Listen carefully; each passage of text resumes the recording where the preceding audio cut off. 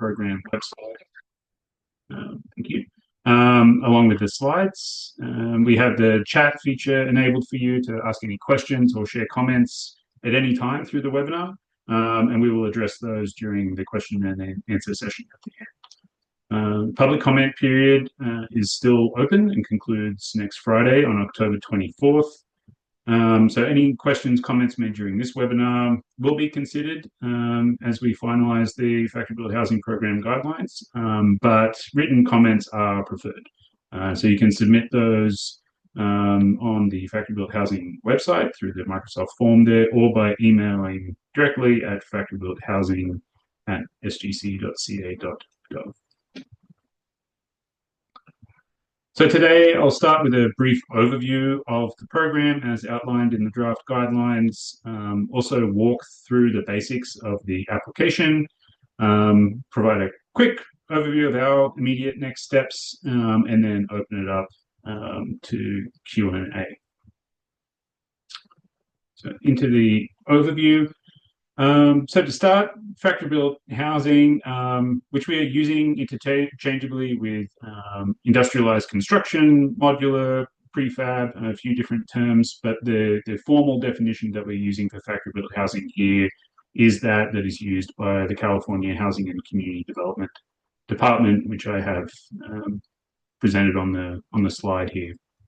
And factory-built housing, just for some general context, SGC has been interested in factory-built housing for some time now and does see great opportunity here to be using industrialized construction technologies and techniques to accelerate the costs of accelerate the speed of housing construction in California, reduce housing costs, and also do so in a way that can ultimately lower greenhouse gas emissions as well.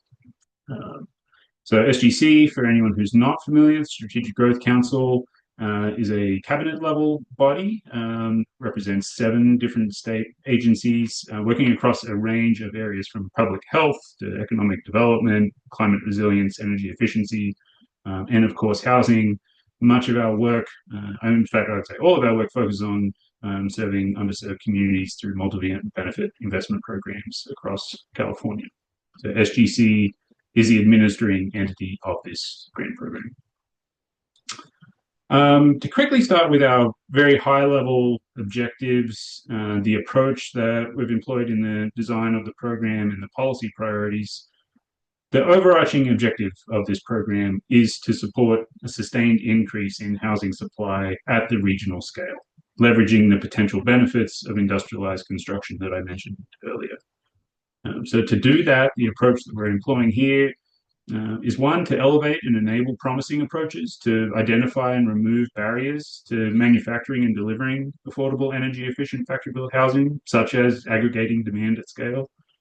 And also to identify and support roles, responsibilities, and capacities of regional actors that can facilitate the deployment of factory-built housing. So really focus there on how do we build out the factory-built housing ecosystem at the regional scale? Who is involved, who needs to be involved, and how can we work through this program to build those relationships to get to a point where factory-built housing is able to operate at scale.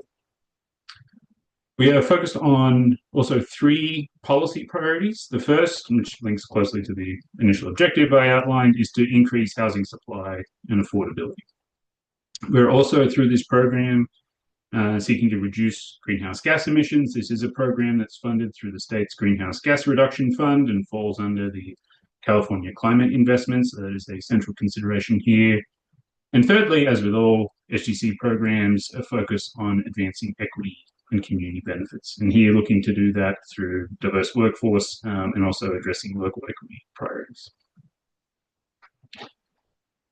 So this is now the 3rd round of the Strategic Growth Council Factory-Built Housing Program. We had 2 rounds previously in August and November of 2024, but did not make an award.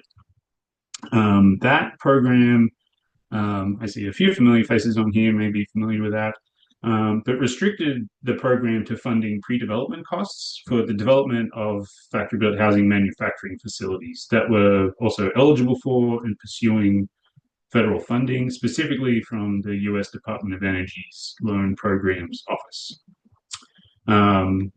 So for a variety of factors, given the limited uptake that we had in the first two rounds of the program, and also the considerable changes we've seen in the federal funding landscape, and with additional market research that we conducted earlier this year, have really taken quite a substantial pivot in the redesign of this program. So shifting away from that narrow focus just on manufacturing facilities to support the factory-built housing ecosystem at the regional scale. So looking both at production and deployment across California regions rather than just manufacturing process itself.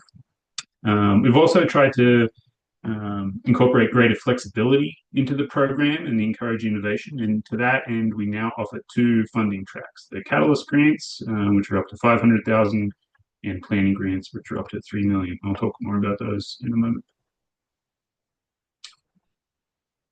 So our timeline, so a quick overview of where we've come from recently and where we are headed.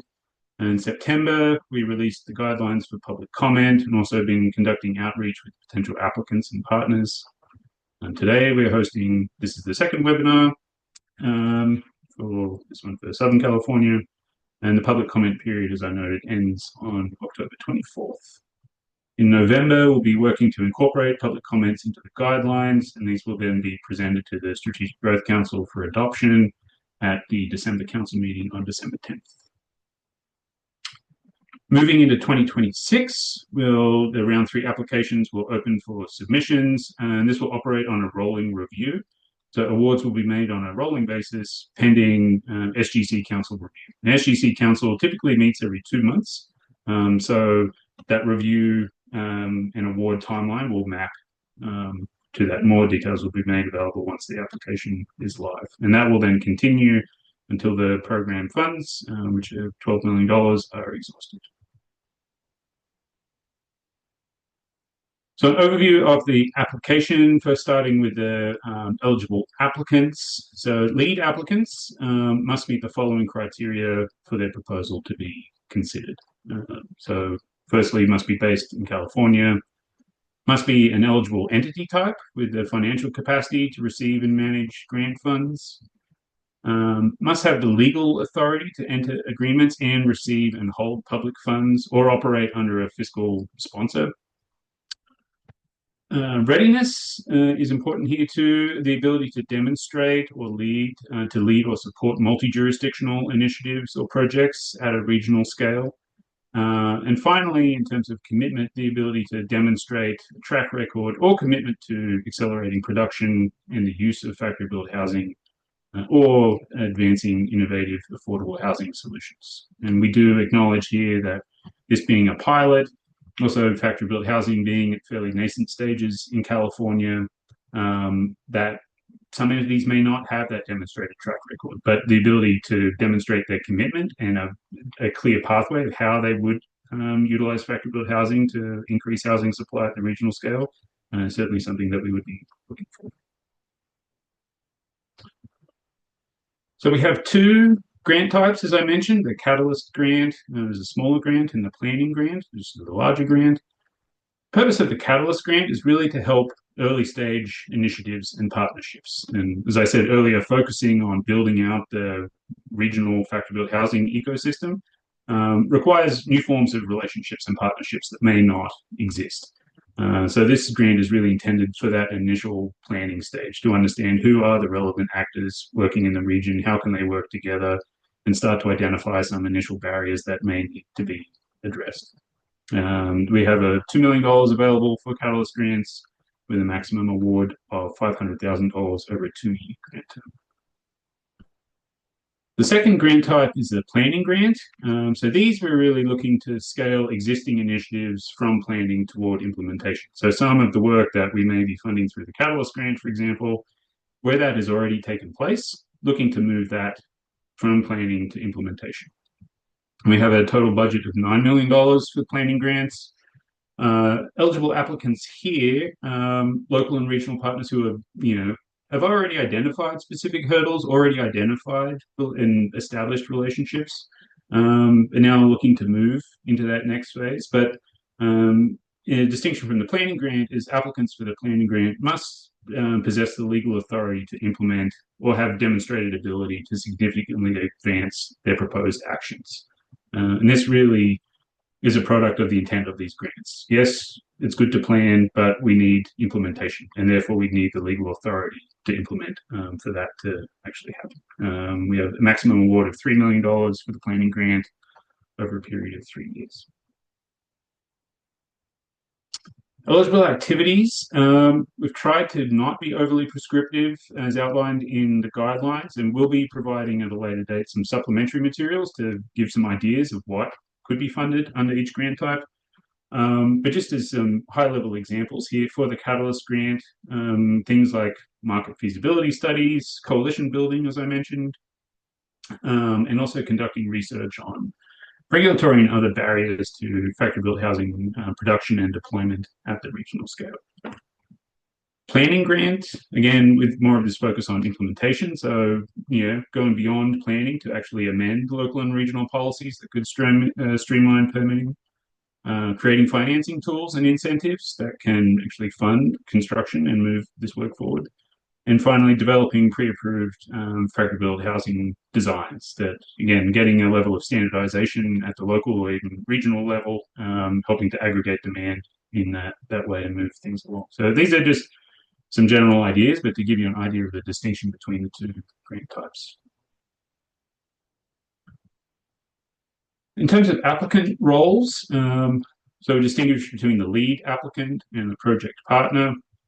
The lead applicant serves as the main point of contact for the project. They, if awarded, would be responsible for receiving the grant funds, entering into contract with SGC, and ensuring the overall project coordination and compliance. This may include local governments, multi-jurisdictional entities, community-based organizations, and others listed here, which there's a more detailed information in the draft program guidelines. So this could be a single organization or a representative of two or more eligible application organizations. Now, project partners, they can contribute to completing the proposed project, but would not be the ones entering the contract with SGC. But all organizations eligible to serve as project partners on this list on the left, in addition to for-profit entities. So important to note that for-profit entities cannot apply to the factory-built housing program as a lead applicant, but may serve as a project partner or participate as a vendor or subcontractor. So next steps for applicants, you can anticipate a notice of funding opportunity released early next year. You can also sign up for our newsletter by this link. The SGC website will contain the latest factory-built housing program information, and also invite you to submit written comments on the draft guidelines by next Friday, October 24th. You can do this via email, listed here, or through the public comment form on the SGC factory-built housing website.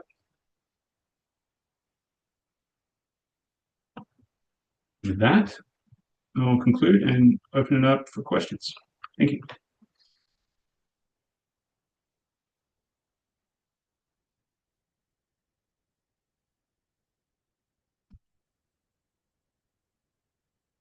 Yes, Michael.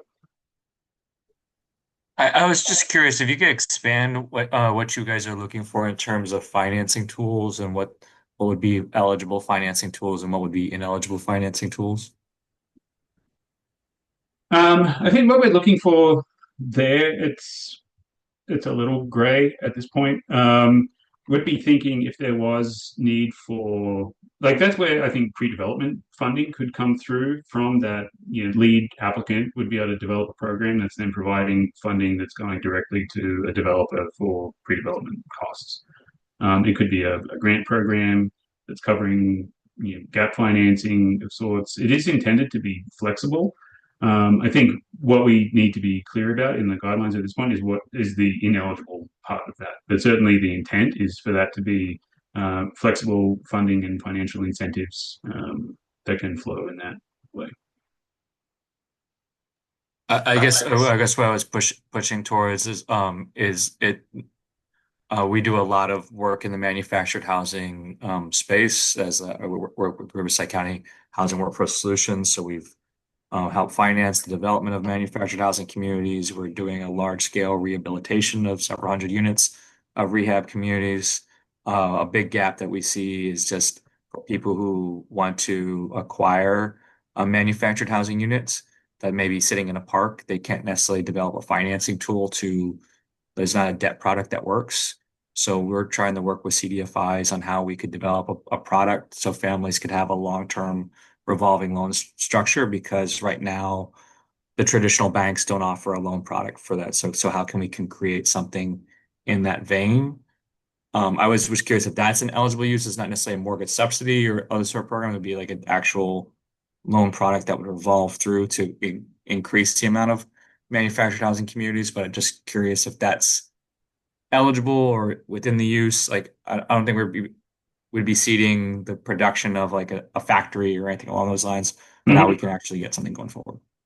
Yeah, that's certainly, I will confirm with our legal folks, but certainly from our standpoint, that is exactly the type of thing that we'd be looking to. As I said, our focus here, particularly with the planning grant, is to get to implementation. And at the end of the day, that involves constructing units, and units need to be paid for, and so that financing and incentives there certainly need to be used in that way. So, yeah, thanks, Mike.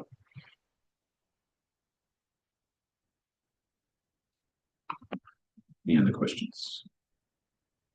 Another question. Hi. Oh, Hi. you're here. Hi, it's Catherine Perez from New Economics for Women. Sorry about that. First of all, I'm surprised to hear that you didn't you didn't award anything in the two previous rounds. This is my first exposure to the program, so I'm excited by it. But I think what we're looking at New Economics for Women, we're a nonprofit developer, and we're teaming with a for-profit manufacturer, and we're working in Altadena. And so, Sean, you froze. Can you hear me okay? Did Sean freeze? Can he hear? Maybe. It seems like You he can hear. did, but we can hear Okay. you, Catherine. Okay, And thank you. Sean might Thank have you, to pop back in. Yeah. No worries. So my question is, we've already kind of gotten through the catalyst phase of, troubleshooting, just left, troubleshooting and doing things like that.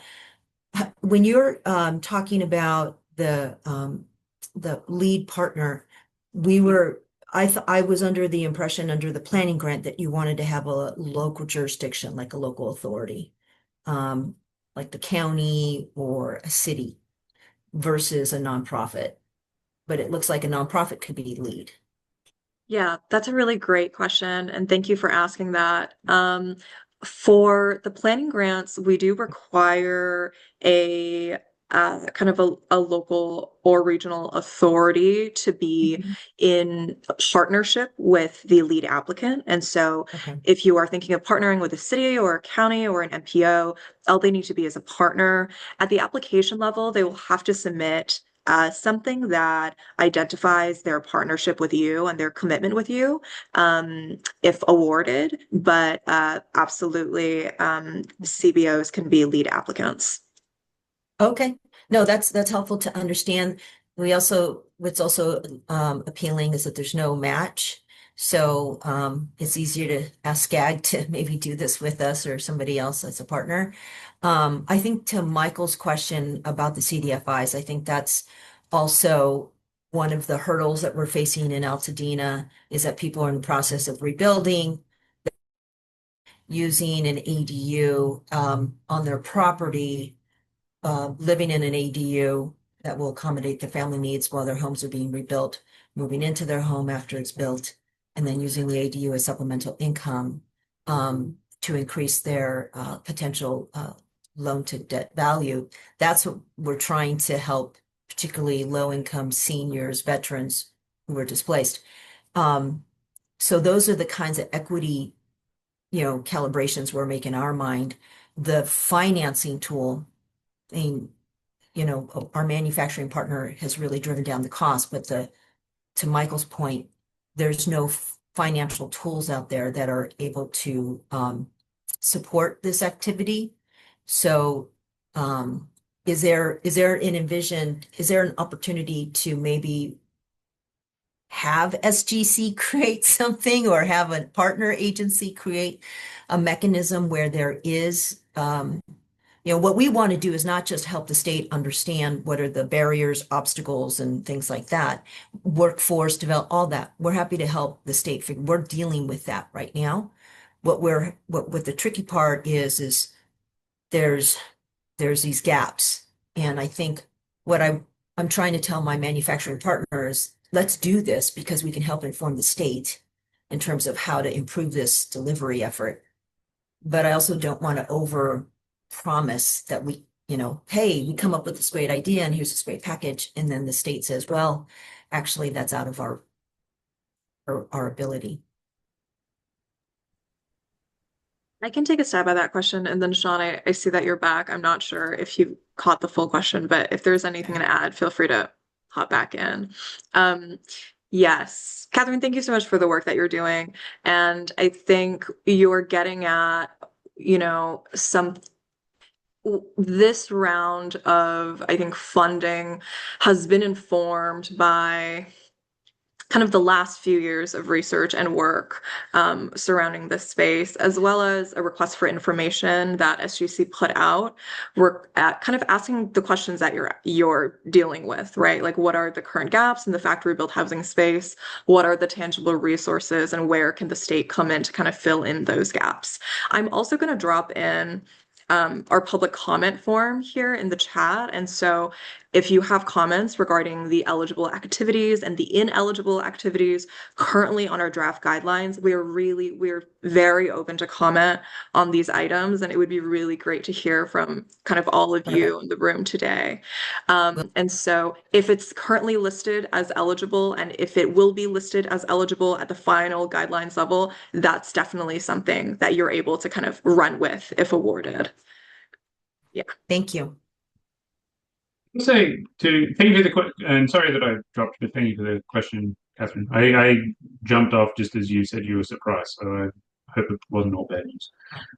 But I think our intent here, just from what you're mentioning about different financing products, we're not in a position as SGC to administer a revolving loan fund, for example, but certainly would be looking to use these funds to capitalize something that someone else would then administer. So an applicant could apply for the funding, then these funds would capitalize that revolving loan fund, and that could operate in that way. Gotcha. But not for SGC to establish that and administer that product. Understood. Thank you. Thanks, Sean. I have a question, and I'm sorry I can't find the reactions on here to raise my hand. Could you provide some clarification on, one of the top goals for you guys saying to increase the housing supply, yet in the proposal it states that building is not something that's allowed with these grants?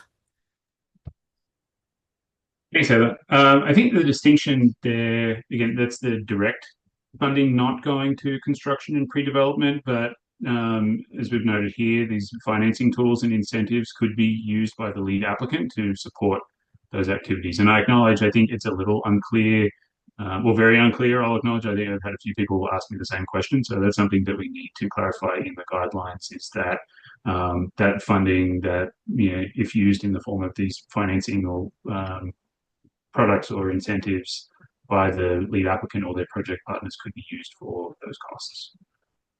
Yeah, and I think we also just want to understand, at some level, I understand putting the nonprofits and, government entities in charge of the money, but is there a specific reason why you guys are not allowing for-profit companies to actually lead a grant?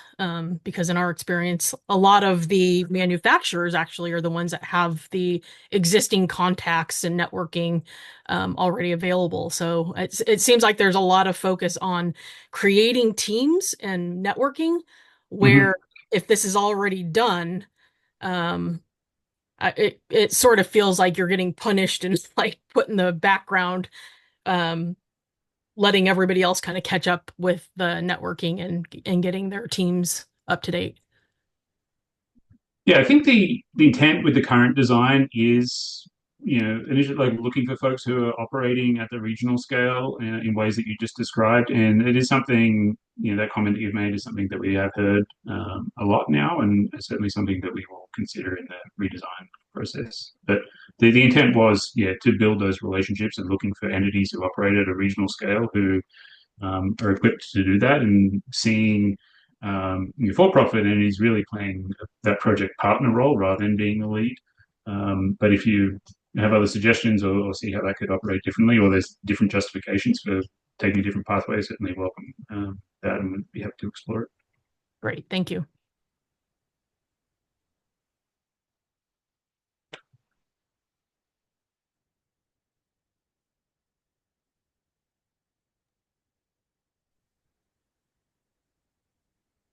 Hey, Sean. Hey, Vance.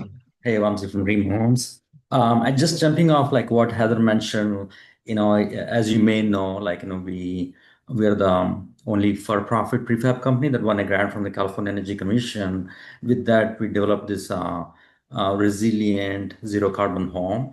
And however, we were expecting some federal funding for pilots, and because of the new administration change that got cut through, we're hoping that a program like this can provide some funding for doing pilots, just not in a regional scale, but entire state, right? Like we have, homeowners in Altadena who want to test our product, but they don't fully understand modular, let alone zero carbon resilient modular. And then we have a few tribes all over California who badly need not just a manufactured home, but more energy efficient, resilient, modular home like that. So we're hoping that like this grant would allow a factor built housing company, which all of them happen to be for profit, in my understanding, to apply for this grant, because we already built this quote unquote coalition of tribes, nonprofits, even homeowners who were very eager to try out the project. That's I think also our concern, that we're being excluded because learning from California Energy Commission, they're way ahead in a way that they structured the grant in a way you have to partner with a nonprofit, but you can be a lead applicant, right? Because these new nonprofits are critical, but they didn't require them to be the lead applicant. Anybody can be lead applicant, and they also wanted to do demonstrations in what do you call as low income, disadvantaged communities or tribal communities like that. So they created a nice infrastructure where some of the things that you're trying to accomplish are also on the objective, but in a different manner, right? So that's, I think, I would highly encourage your team to reconsider that, like allowing factor built housing companies to able to apply, especially a company that has some track record of building coalitions, so to speak. And the second thing, your intent is to develop a lending product. We're actually working with a bank to create a lending product, just not for us, but for the entire factor built housing. One of the issues with factor built housing is it doesn't really nicely fit into traditional construction lending based tranches draws program, because you need a lot more front loaded payments, so to speak, right? A milestone based payment, not just tranches. So we're actually working with we can talk offline who that is and we're creating a coalition of factor built housing who can together use this ideal financing. So I feel that for profits can create coalitions, can work on lending, and it would be great to allow give an opportunity to apply. Thanks, Vamsi. Yeah, I think the answer I provided Heather with applies somewhat there as well. I think to your point also, though, I think what is of primary concern and interest to us is being able to implement at scale. And we've tried to include a fairly flexible definition of region to that effect, that it's not, must be within an MPO or must be within a COG or even what. So it's sort of some flexibility in that how you define region. But I do think ultimately operating at scale is more important than that regional focus we have aligned in there. So that could be something to consider as well. But I certainly, take your points about that, and as you're outlining there, that need for upfront financing has come through time and time again. So certainly, that's what we were thinking. Back to those financial incentives and financial products that intended to address that. Appreciate that. One other thing to add is, Traditionally, modular has been focusing on project-based production, right? Like each project has an address. You design your modular homes for those like particular project, but with funding from California Energy Commission and several national labs, National Renewable Energy Lab and Lawrence Berkeley National Lab, for the first time ever, we designed a home that can be deployed in anywhere in California. That's across all 16 climate zones, 4 orientations, any seismic, wildfire, wind load zone. And in the next week or two, we should be getting that pre-approved at the state level, and maybe other few other things like that. So since you talk about scale, that is also something like a company like us has been working on, is build a product that can be deployed at anywhere in California. With that, we can save a lot of soft costs and also like shave off like even hard costs. Mhm. Thank you. Thank you.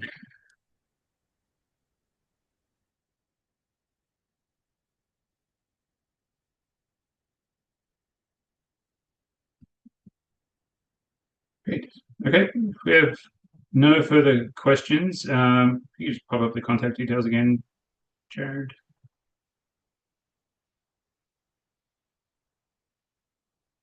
So as I said, if you have any additional questions, you can contact us directly via email, factorybuilthousing@sgc.ca.gov. The public comment form and the draft guidelines are available on the SGC website. Also, I invite you to sign up for our newsletter for any updates related to this program and other things happening at SGC. But really, thank you all for joining today. Look forward to your comments, and we'll be in touch as things progress. But, thanks again, everyone.